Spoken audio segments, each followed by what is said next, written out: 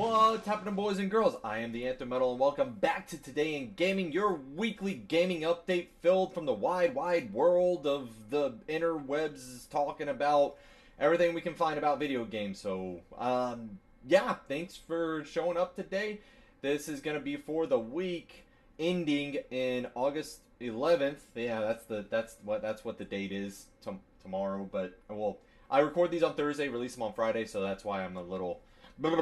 Anyways, so got some stuff to kind of jump through here. Some pretty good amounts of news to get through. So why don't you join me on it? All right, let's go. First things first. Overwatch today. This is of course on the 10th. On Thursday, Overwatch devs released a developer update introducing they are bringing death matches finally to Overwatch. It's something that some fans have been really kind of clamoring for. We have skirmish that's available, and I think they showed that a lot of people are playing these skirmish game types in the arcade mode, where you can create your own custom game types and stuff like that. So they're gonna bring officially arcade death matches into the arcade mode with a future update. They did say that there's gonna be two different types. There's gonna be regular team deathmatch where it's 6v6. You can do everything.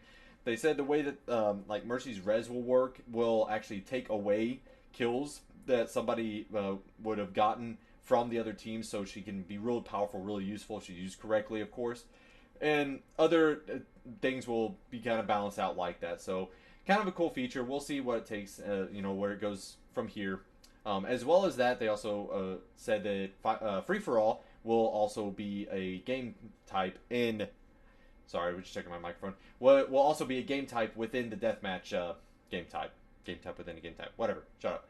So, and with Free For All is actually getting its own map. So, and it's actually going to be called, I can't remember the name because it's French. Anyway, it's basically Widowmaker's, like, childhood home or something like that, or her mansion where she lived at one point when she was, like, a famous ballerina or something like that. So, it looks pretty cool. And they haven't really showed off anything else from it yet, just saying that these are coming. Even though the Blizzard last year said, no, we won't do that. Now they're saying, yes, we will do that. So, I'm kind of excited. I like to see new things, so we'll see how this goes and see what, how many people actually go after it and play it. Because I mean, Capture the Flag, people are still playing a lot of that. So, let's see what happens with these new game types when they come out. Along with some Overwatch news, of course, this week on Tuesday, Overwatch Summer Games kicked off for this year. Lucille Ball is back. This time, when you do your super, instead of it like sucking the ball towards you like a magnet, now it just gives you a super speed boost and unlimited recharge ability.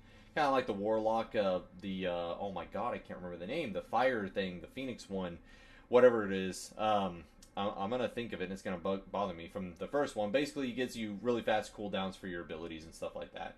So, and problem with that, though, is that Lucille Ball apparently is super broken right now. They even introduced a competitive Lucille Ball, but people are getting queued up like crazy. I even tried to get on whenever it first started, and I was put back in a queue that I have never been put on a queue before. And they've been having just different connectivity issues. There are multiple times where people would drop and just leave during matches. They would just get disconnected. People would just be straight up just disconnected out of the entire game and have to try and rejoin, and they would be waiting. I mean, you're talking 5, 10, 15, sometimes 30 minutes to join just a simple game.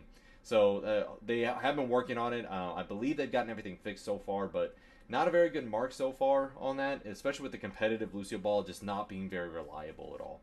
And but of course, with the summer games comes, you can now get all the old skins that you couldn't get previously or that you could get with the previous year's summer games back last year. So all those skins are back, along with some new ones, including my favorite Lifeguard McCree, which I already got. Now I just got to get freaking Barbecue Dad Soldier 76, and it will be all set, along with Bikini Widowmaker, which, So, and so that's going to be basically do it for all the Overwatch news today. There's always Overwatch news, just every week something new comes out with that game.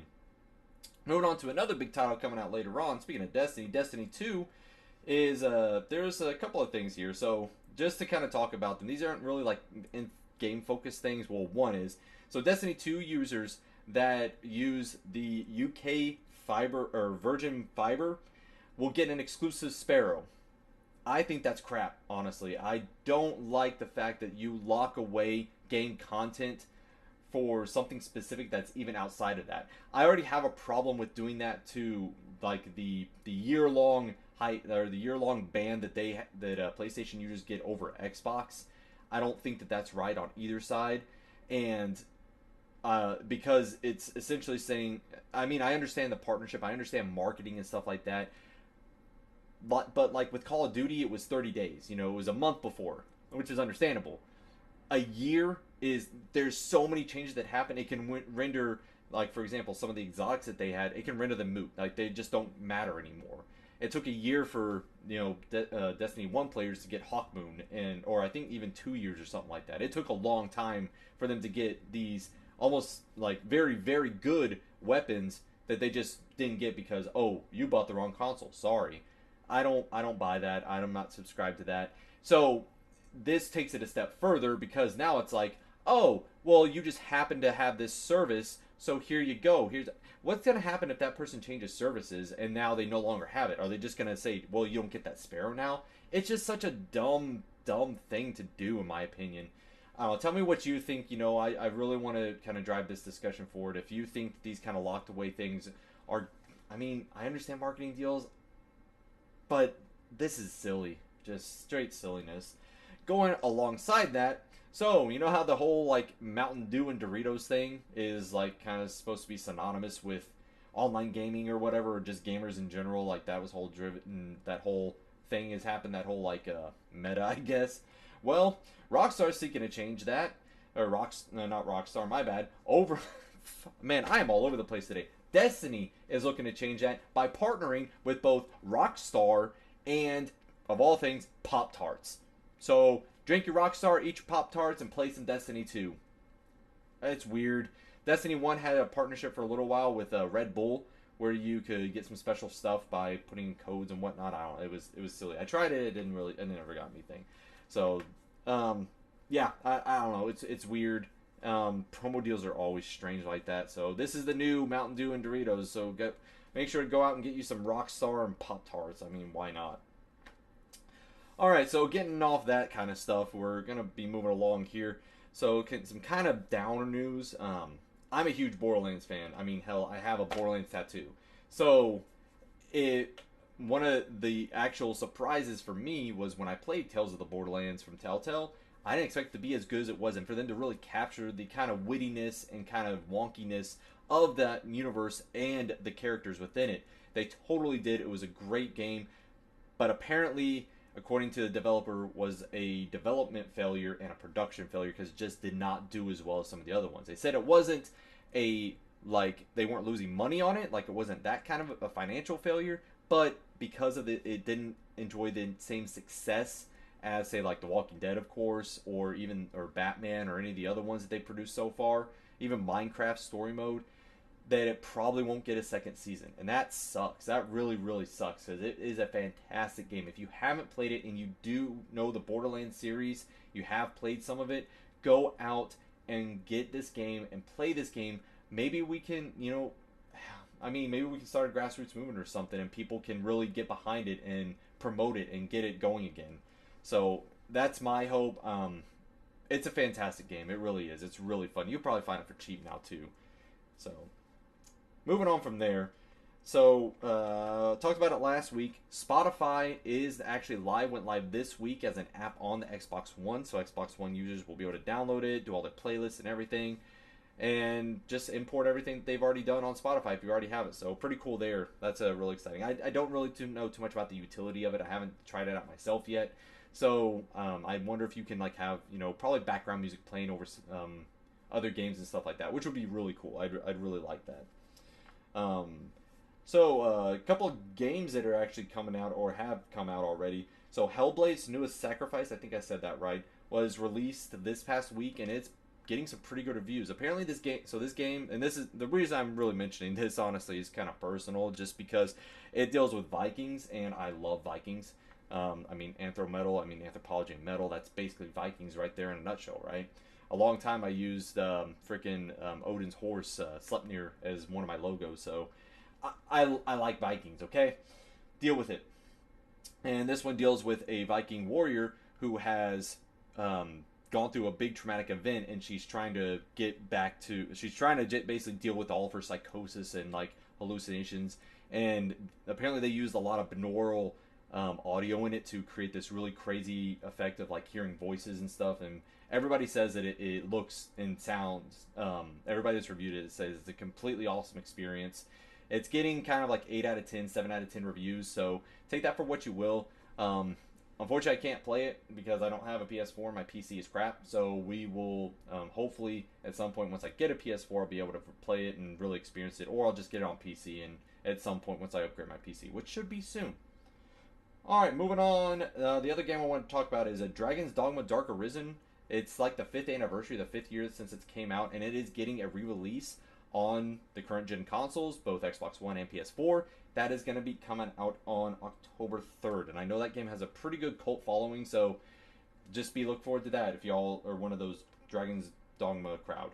And I really need to play it. I have it, I just haven't played it. Some more gaming news. This entire thing is gaming news. Why did I say that? Fallout 4 is finally getting a Game of the Year edition 2 years after it came out. That's coming out next month in September. And yeah, it's just going to include everything that's been in the game so far. So, man, it's been a while. And it's kind of crazy. I mean, some people, you're going to say like, well, that's crazy. Why is it taking so long? But when you look at kind of release schedules for DLC now, it takes forever for it all to come out. I mean, hell, Destiny had 3 versions of the game come out. Not the physical game, but you had...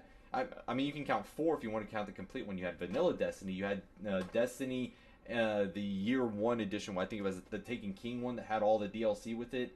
Then you had Destiny Rise of Iron had its own release.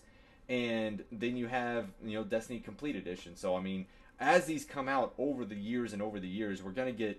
I think the Game of the Year editions are going to get extended and longer. We're probably even going to get multiple Game of the Year editions, which is insane to me.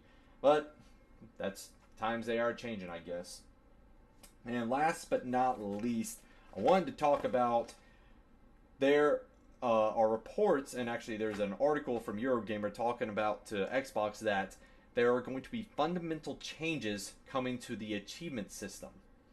As a pretty good, I mean not pretty good, I mean as a achievement hunter myself, achievement whore, I really love getting achievements. They're one of the things I really like to do. A part of several other groups that go after achievements. My completion ratio of games isn't that high, but I still really like that. Gamer score like in over 125,000, stuff like that. I know it's not much now, especially with the deluge of games that we have out for everything, but it's kind of to the point. Like the article was talking about how they want to reward players that are niche gamers. So like, hey, all you do is play Halo 5 and you're like a pro Halo 5 player, well, you're going to get something to recognize you. I like what they used to do on Xbox 360 for a lot of those things was get gamer picks, get other rewards that were exclusive. Of course, get custom gamer picks, that kind of throws that out the window. Maybe it's something with avatars, like give them an exclusive avatar item or something like that. I am uneasy about addressing achievements this way because there are so many other communities that are specifically tied around the fact you can complete a game by getting all the achievements. Take the trophies for PlayStation, for example. You get all the trophies in a game and get that plat trophy. That's an awesome feeling. If they were to take that away and make it to where, oh, well, you can only get 60% of the trophies, but the other one you have to be a competitive gamer to even try and sniff at those. I don't think that's right, honestly. I like the current achievement system because it appeals, there's a little bit that can appeal to everybody. Essentially, everybody can earn almost all the achievements, except for like Tom Clancy's Graw 2, I think it was, because that game, number 1 on the Universal leaderboards. Yeah, anyways, there's other, there's just so many things out there. Like, I like to strive to try and complete games, and it's really fun to try and do that to get that challenge. That challenge is no longer there, then you shouldn't play a game for achievements, but achievements should enhance your experience. If I'm not going to be able to enjoy that anymore, then there are certain games that I may not even consider. And I hate saying that as a gamer because I really love gaming just in general, and I don't want to miss out on a potentially great game because of that. But I'm going to wait with bated breath and see how this goes. So I hate to end this on that kind of like somber note. It's not really somber, just kind of like but that's what we're gonna do. So Thanks again for tuning in today, guys. I really appreciate it. If you're new here, hit the subscribe button. If you liked anything I said today, hit the like button. Let me know what you thought about the episode. If you didn't like anything, hit the dislike button. Let me know I'm a douche or something like that. I don't care. I like all kinds of criticism except for the excessively violent or mean ones because they hurt my feelings. Anyways, again, I love you. I'm the Anthro Metal. This was Today in Gaming, and I will see y'all next week.